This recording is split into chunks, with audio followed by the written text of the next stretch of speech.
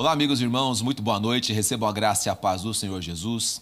Eu sou o pastor Ricardo Andrade e vou estar junto com você aqui nas próximas quartas-feiras, ministrando a palavra de Deus e participando junto com você aqui do Conectados com a Palavra, o nosso programa aqui de atendimento ao ensino bíblico, onde nós estamos pensando juntos sobre a palavra de Deus.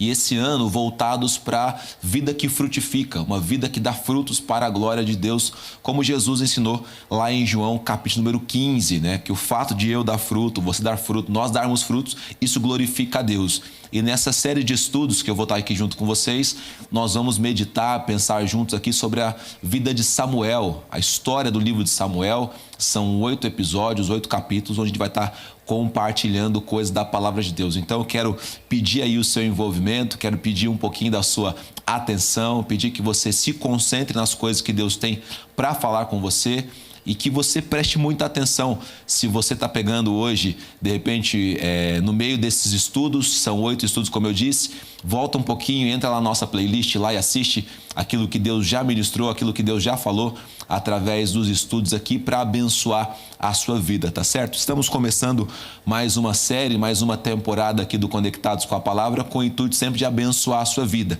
Eu aproveito também esse meu tempo aqui inicial junto com você para te incentivar também a assistir os outros dias com os nossos outros irmãos. Nós temos outros pastores, presbíteros, homens e mulheres de Deus aqui ministrando para a gente, às segundas, às quartas e às sextas, sempre às 20 horas, com um estudo novo. E se você também está empenhado em se dedicar à palavra de Deus, você pode entrar aqui no Facebook, ou no Instagram, ou no YouTube aqui da igreja, e por lá você ir acompanhando os estudos, tá certo? Eu vou estar falando sobre a vida de Samuel, são 8 episódios, 8 lições sobre a vida de Samuel, começando desde o seu chamado até o momento onde ele sai ali de cena na história com a sua morte, e tudo o que se passou por isso.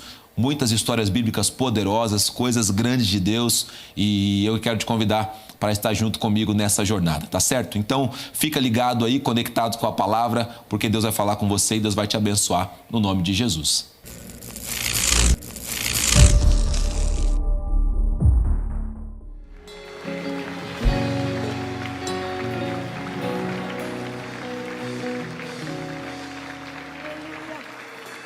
No coração, nos lábios de quem é filho, existe palavra de louvor a Ele. Existe aí alguma palavra de adoração? Levante suas mãos, feche seus olhos e agradeça ao Espírito Santo.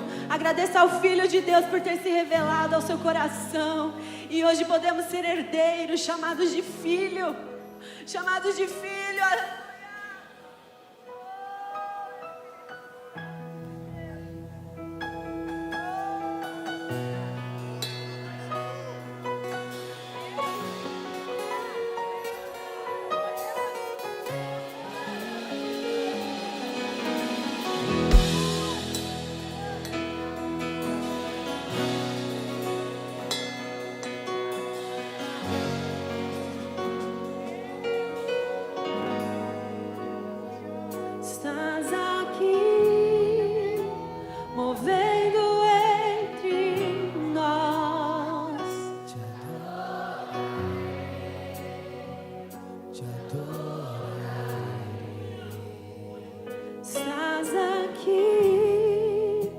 Mudando destinos, diga. Te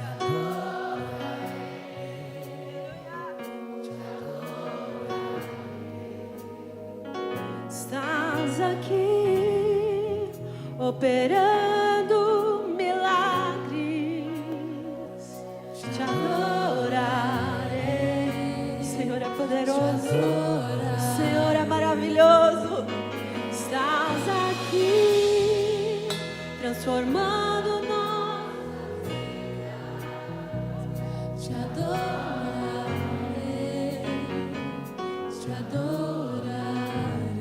Vamos declarar quem Ele é. Meu Deus é Deus de milagres, Deus de promessas, caminho no deserto, luz na escuridão. Meu Deus, esse é quem Tu és. Meu Deus é Deus de milagres, Deus de promessas, caminho no deserto, luz na escuridão. Meu Deus, esse é quem Tu és.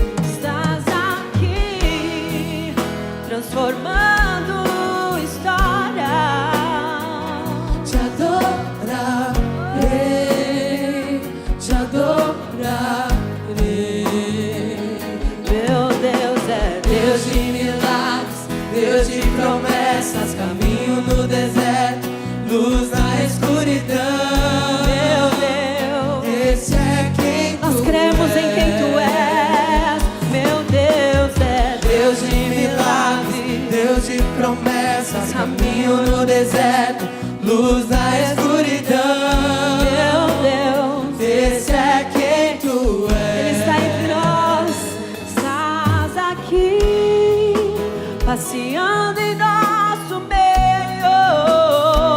Te adorar, vem tocar em nós, te adorar, vem mostrar os teus sinais. Estás aqui, falando aos nossos corações. Te adorar, Ele está aqui, te adorar. Essa verdade é suficiente para nós. Tu estás aonde nos reunimos em teu nome, eu creio. Te adorar, eu te adoro, te adoro, eu te adoro. Ele está aqui levantando o caído, sustentando a nossa fé, restaurando o nosso coração. Te adorar, te adorar. Se Ele é Deus de milagre, como poderíamos aceitar o bem do Senhor e não aceitar o mal do Senhor? Como poderíamos nos alegrar com aquilo que nós queremos que aconteça? E como poderíamos culpá-lo pelo que acontece e nós não queríamos? Se Ele é esse Deus de milagres, se Ele é o Deus soberano, Ele é o Deus que abre o caminho do deserto.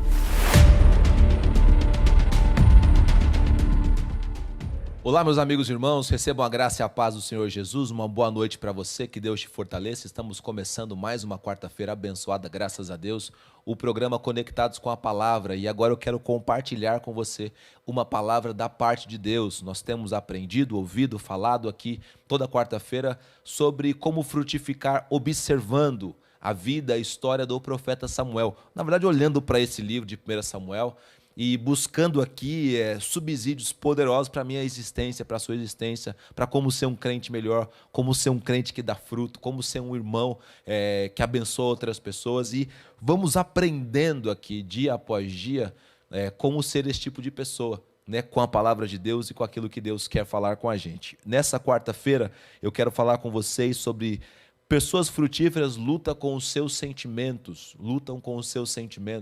Você sabe que e isso é muito natural. Nós temos propensões, nosso coração ele se volta para alguns caminhos, a nossa vontade muitas vezes ela vai em uma direção. A palavra de Deus nos ensina, o profeta Jeremias diz que o coração do homem ele é enganoso por demais, é mais enganoso do que todas as outras coisas. Então nós temos que tomar muito cuidado com os nossos sentimentos, com essa propensão que o nosso coração se vai. Às vezes o nosso coração nos leva a botar panos quentes em coisas que deveriam ser tratadas, nosso coração nos leva para um caminho ruim. Provérbios diz que todo caminho parece ser reto ao coração do homem, todo caminho parece ser bom, mas que no final são caminhos de morte e destruição.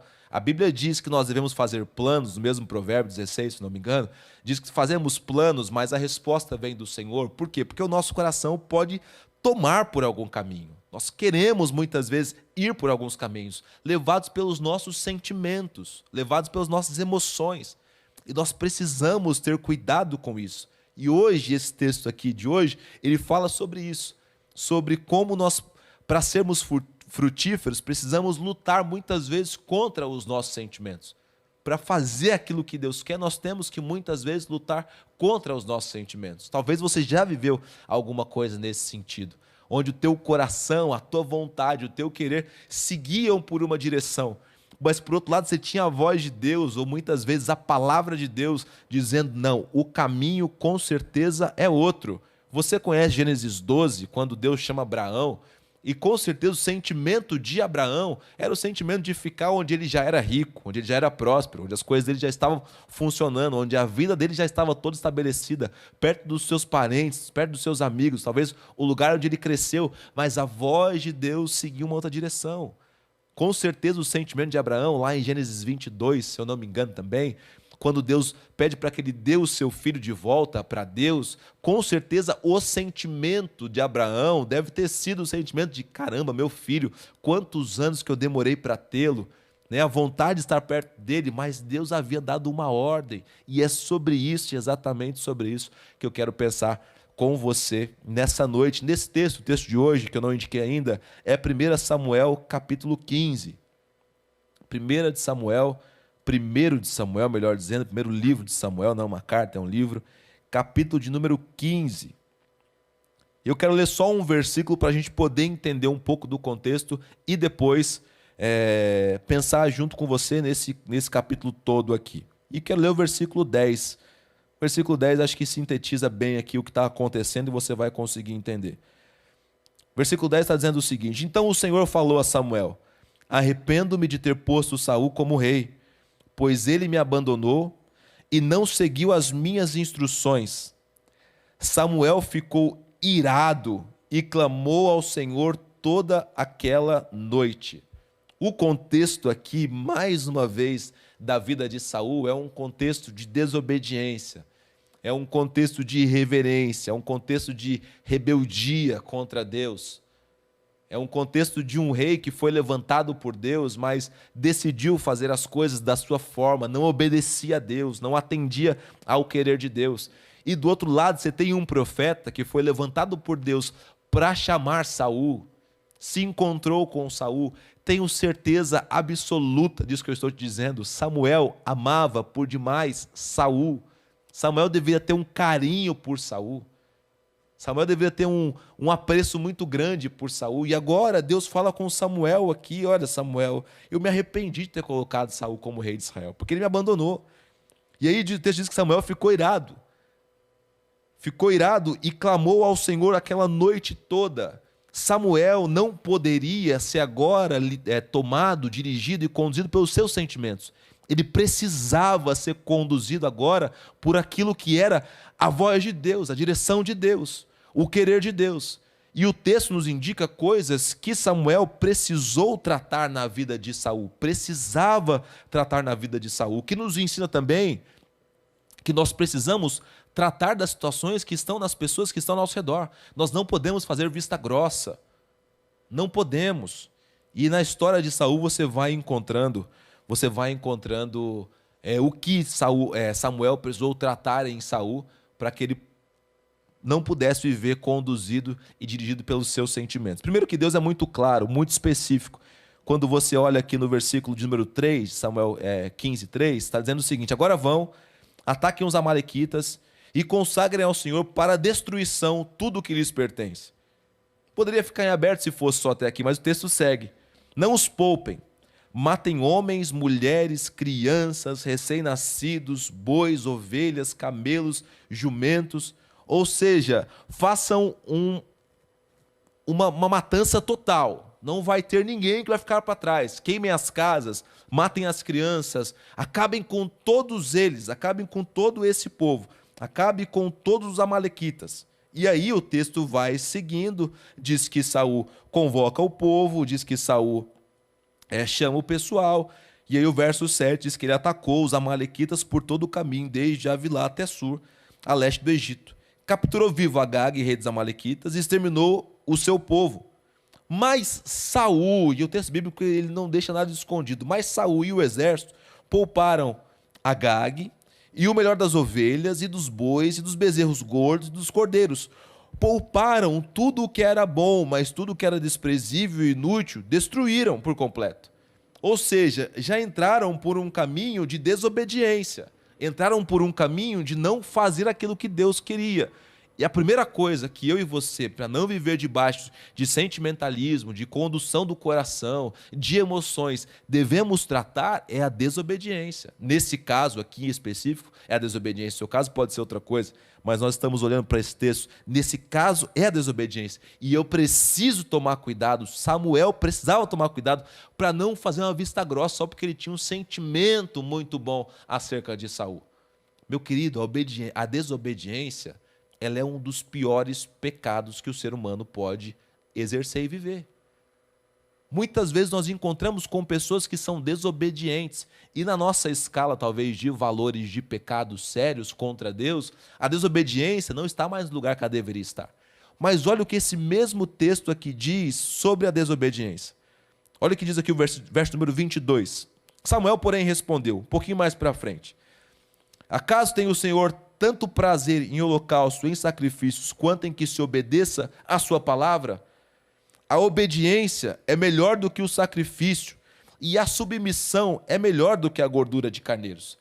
Deus não está tão preocupado assim com aquilo que eu estou ofertando, oferecendo e entregando. Deus não está tão preocupado assim com o meu serviço. Deus não está preocupado com aquilo que eu estou falando aqui numa mensagem, ou que nós estamos ouvindo alguém cantar, como ouvimos há pouco. Deus não está preocupado com o nosso trabalho. Deus está preocupado com a nossa obediência. Deus quer que eu e você sejamos pessoas que obedecem a Deus, e o nosso sentimento não pode passar panos para a desobediência. Não pode passar pano, fazer vista grossa para a desobediência. A desobediência sempre foi um problema máximo do ser humano. Lá no Éden, o que derrubou Adão e Eva? Desobediência a Deus.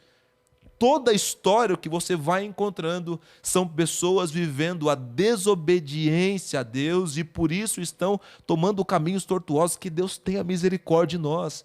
Porque inúmeras vezes a desobediência ela passa despercebido. Desobedecemos a Deus e pensamos, não, pelo menos eu não traí a minha mulher. Pelo menos não era pornografia. Pelo menos não era um furto, um roubo. Pelo menos não era uma coisa escabrosa. Não, foi só uma desobediência, mas a desobediência, segundo o que está dizendo aqui, ela é terrível. Ela é terrível. A desobediência nos leva, nos encaminha para o caminho de Satanás, que também é um desobediente a Deus. Nós temos que tomar muito cuidado com isso. Olha o que diz Efésios capítulo 5, verso de número 6. Efésios 5, verso 6. Vai aparecer na sua tela aí. Está dizendo assim a palavra de Deus. Ninguém os engane com palavras tolas, pois é por causa dessas coisas que a ira de Deus vem sobre os que vivem na desobediência. Qualquer um que vive desobedecendo a Deus tem sobre si a mão de Deus, mas não a mão que abençoa, a mão da ira de Deus. Porque a desobediência, ela não é fruto da ignorância. A desobediência, ela é fruto de uma palavra clara de Deus para a minha vida e para a sua vida. Se Deus tivesse deixado em aberto, o texto que nós lemos também há pouco, verso 3, Deus tivesse deixado em aberto o que deveria ser consagrado para a destruição e o que deveria ser levado como dispôs de guerra, o que deveria ser destruído e o que não deveria. Se deixasse em aberto, vão lá e façam, estava tudo bem, mas não, ele foi muito específico. Foi muito específico. Como o Novo Testamento é muito específico em muitas coisas. Quando você lê a oração que Jesus ensina, a oração do Pai Nosso, ela é muito específica em muitas coisas. Clame pelo teu pão de cada dia. Faça isso. Santifique a Deus com as suas palavras. Faça isso. Perdoa como você tem se recebido o perdão de Deus. É muito específico quanto a isso. Peça livramento do mal. Ele é muito específico quanto a isso. Então, são coisas que são específicas. Paulo escreve aos Romanos, diz o seguinte: pelo amor de Deus, não paguem o mal com o mal, mas paguem o mal com o bem. Isso é muito específico. Romanos 12 diz, olha, não se amoldem ao padrão desse mundo. Isso é muito específico. Não se deem relações homem com homens como praticam os iníquos. Isso é muito específico. E qualquer um que tendo conhecimento dessas coisas não pratica essas coisas, está vivendo uma vida de desobediência. Samuel está olhando aqui para Saul e está dizendo, Saul, você sabia de tudo isso? Não é uma informação nova, não, você escolheu então ser um desobediente. O povo de Israel, que foi acusado de desobediência muitas vezes por Deus, não era desobediência ligada à ignorância, não era. Porque se é ligado à ignorância, nós tratamos então como um pecado de inocência, porque você não sabia que aquilo estava errado. Agora, nós comumente não cometemos o pecado debaixo de uma ignorância de não saber. Pelo contrário, decidimos desobedecer, como Saul decide desobedecer isso aqui. Então, a primeira coisa que Samuel tem que lutar é de não enfrentar na vida de Saul a desobediência. Ele tinha que tratar aquilo, ele vai e trata aquilo. A segunda coisa que você encontra aqui no texto é que depois que Samuel vai atrás de Saul, está lá no verso número 12, de madrugada Samuel foi ao encontro de Saul, mas eles disseram, Saul foi para o Carmelo. Ele desobedece a Deus o tempo todo, e depois, quando Samuel vai atrás dele, diz que ele foi para o Carmelo, onde ergueu um monumento em sua própria honra, e depois foi para Gilgal. Espera aí. Ele está trilhando o caminho da desobediência, ele abriu uma porta para o mal na vida dele. A Bíblia diz que um abismo ele chama um outro abismo. O mal chama um outro mal. A Bíblia fala que quando um demônio sai de uma casa e ele volta para essa, ele volta trazendo outros 7 demônios. Então, Samuel entrou pelo caminho da desobediência. Agora, além de desobediência, ele tem na sua vida soberba. Porque ele desobedece a Deus e na cara de pau ele vai e cria, ele inaugura, ele ergue um monumento em sua própria honra. Qualquer um que sabe ser servo de Deus, sabe que toda honra e toda glória seja dada ao Senhor e não a nós. Não tem por que construirmos monumentos para nós, não tem por que fazermos o nosso nome ser lembrado, se é ao Senhor que nós rendemos honra e glória e louvor, e quando alguém reconhece algo de bom em nós, nós humildemente reconhecemos que isso vem do Senhor sobre nós, vem do Senhor para nós. Mas Saul vai lá e ergue um monumento em sua honra, um monumento em seu favor. E eu quero ler com vocês o que está escrito lá em Provérbios, capítulo 16, no verso 18. Provérbios 16, 18. É um texto bastante conhecido, mas eu quero que você leia junto comigo para isso ficar gravado nesse nosso estudo de hoje. Provérbios 16, 18 está dizendo o seguinte: o orgulho vem antes da destruição, o espírito altivo antes da queda. Orgulho, altivez, soberba, com certeza absoluta, não trará nada de produtivo, de bom e de engrandecedor para a sua vida. Orgulho, altivez, soberba, qualquer uma dessas coisas vai trazer para você destruição. Qual é o caminho de Deus? O caminho da humildade, o caminho da simplicidade. Nós não precisamos erguer monumentos em nossa honra. Se Deus quiser nos honrar, Deus nos honra. Não precisamos lembrar do nosso nome, porque se Deus quiser fazer o nosso nome conhecido, Ele faz. Não precisamos cravar as nossas coisas, porque é Deus quem trabalha em nosso favor quando Ele tem processos e projetos desse jeito para a nossa vida. Samuel entra por esse caminho muito complicado e muito difícil também. Um outro texto que eu quero ler com vocês é 2 Reis, capítulo 5. 2 Reis, capítulo 5, verso 11 e o verso 12. 2 Reis 5, o verso 11 e o verso 12. Também está falando um pouquinho aqui sobre isso. 2 Reis 5, 11 está dizendo o seguinte: mas Naamã ficou indignado e saiu dizendo, eu estava certo que ele sairia para receber-me, invocaria em pé o nome do Senhor, o seu Deus, moveria a mão sobre o lugar afetado e me curaria da lepra. Mas não são os rios, Abana e Farfar em Damasco, melhores do que todas as águas de Israel? Será que ele não poderia lavar-me neles e ser purificado? E foi embora dali furioso. O que está acontecendo com esse personagem bíblico? O que está acontecendo com o coração de Naamã, se não um coração soberbo? Porque o que foi dito para ele não foi nada demais. Meu querido, toma cuidado, toma muito cuidado. Por quê? Porque a soberba, ela é sorrateira. A soberba, ela vai entrando, você pensa que às vezes é uma questão de condição financeira? Não é. Você pensa muitas vezes que é uma condição social? Não é. A soberba, ela vai entrando em qualquer coração. Em qualquer coração. Entrou no coração de Naamã. Entrou no coração dele, dominou o coração dele. Entrou no coração de Saul e dominou o coração de Saul. O que o profeta Eliseu disse para Naamã fazer não era nada demais. Entra no Jordão e se molha 7 vezes. Ele tinha planejado na cabeça dele uma forma pomposa, porque ele queria ser honrado.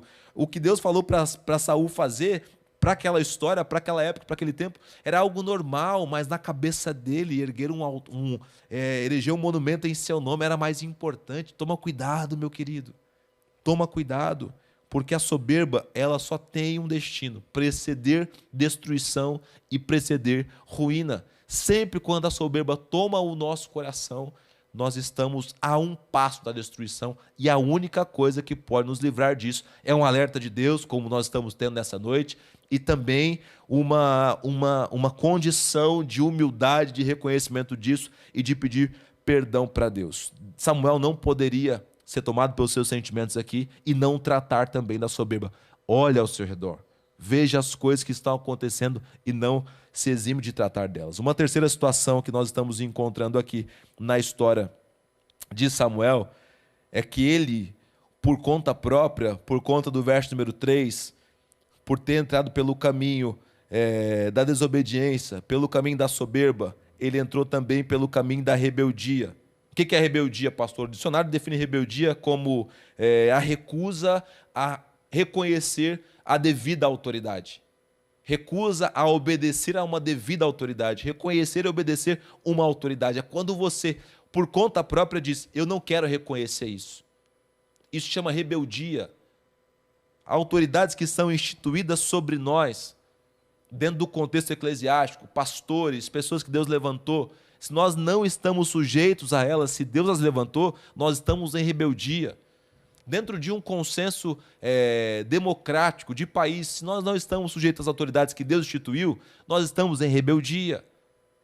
Dentro da família, pai e mãe, instituídos por Deus, nós não estamos em obediência a eles, não estamos obedecendo à autoridade e reconhecendo, estamos em rebeldia. Saul entrou para a rebeldia, mas olha o que diz o verso 23 desse texto. Pois a rebeldia é como o pecado de feitiçaria, e a arrogância como o mal da idolatria. Assim como você rejeitou a palavra do Senhor, ele o rejeitou como rei. Todo soberbo vai entrar por esse caminho da rebeldia, e a rebeldia vai fazer com que essa pessoa se torne oposição de Deus. E de Deus a gente não vence. Deus a gente não vence. Por isso que a Bíblia diz que ao humilde Deus concede graça, mas ao soberbo Deus só põe a mão na frente. E a mão de Deus estendida para paralisar, meu irmão, não importa o que você faça, não importa pois quais caminhos você queira trilhar, você nunca vai conseguir prosperar, porque Deus resiste ao soberbo.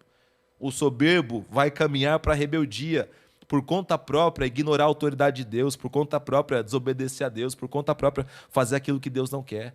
Samuel está tendo que tratar tudo isso na vida daquele rapaz que ele amava, que ele viu ser constituído rei, que ele pela primeira vez aplicou todo o querer de Deus para um rei na vida daquele homem, que ele viu aquele homem tomando as posições. Samuel tinha um sentimento muito forte por Saul, mas ele não pôde deixar de tratar de tudo isso na vida desse homem. Eu quero encerrar aqui com vocês no capítulo 16, no verso 1.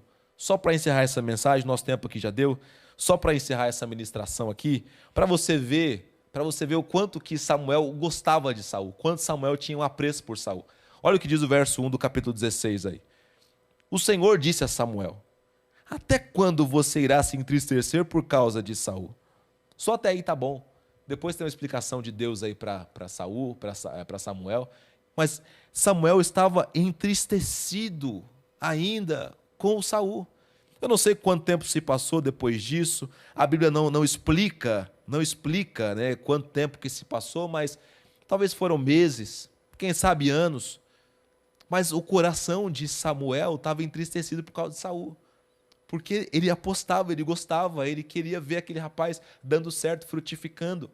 Mas as decisões de Saul impediram a desobediência, a soberba, a rebeldia, tudo isso morava no coração de Saul. Samuel foi lá e tratou disso, não foi conduzido pelos seus sentimentos, mas ainda residia nele. Depois Deus vem e age e trata na vida de Samuel. Deixa eu orar por você também, para que você não viva conduzido pelos seus sentimentos, mas lutem contra eles para poder fazer aquilo que Deus quer. Feche seus olhos, curva a sua cabeça se você pode. Em nome de Jesus, Pai, que eu oro a Ti, Deus, por esse irmão, por essa irmã, clamando pelo Teu favor por eles, Pai. Que no nome de Jesus ele possa e ela possa também lutar contra os seus sentimentos, Pai. Não é fácil ver um filho rebelde, não é fácil, Pai Santo, ver um filho buscando o caminho da soberba, não é fácil ver um filho caminhando o Senhor Jesus Cristo em desobediência, mas nossa função aqui não é só contemplar essas coisas e deixar para lá, não. Nós estamos aqui para sermos instrumentos seus, Pai amado, e tratarmos isso em nós, tratarmos isso as pessoas que estão perto da gente, tratarmos isso quando nós encontrarmos isso em alguém, esses males, porque a nossa intenção, Senhor, é fazer com que pessoas sejam livres dessas coisas, libertas dessas coisas e possam viver uma vida abençoada diante do Senhor, Pai. Que o Senhor tenha misericórdia se esses males se encontram em alguém que está conectado conosco aqui nessa noite. Que o Senhor tenha misericórdia, possa mostrar, possa agir, possa atuar, Pai Santo, para que o nosso fim não seja como o fim de Saul, Pai. Abençoa aquele que ama e cuida, Senhor, porque amor é cuidado, Senhor. Abençoa aquele que tem batalhado por vidas, para que essas vidas vençam esses males, Pai Santo, a desobediência, o orgulho e a rebeldia, Pai. E fortalece esse irmão nessa fé a cada dia mais, Pai. Obrigado por essa noite, eu te bendigo e te louvo no nome de Jesus Cristo. Meu querido, que Deus te abençoe, que Deus te fortaleça. Obrigado pela sua companhia por essa noite. Nós encerramos por aqui. Fiquem na paz do Senhor.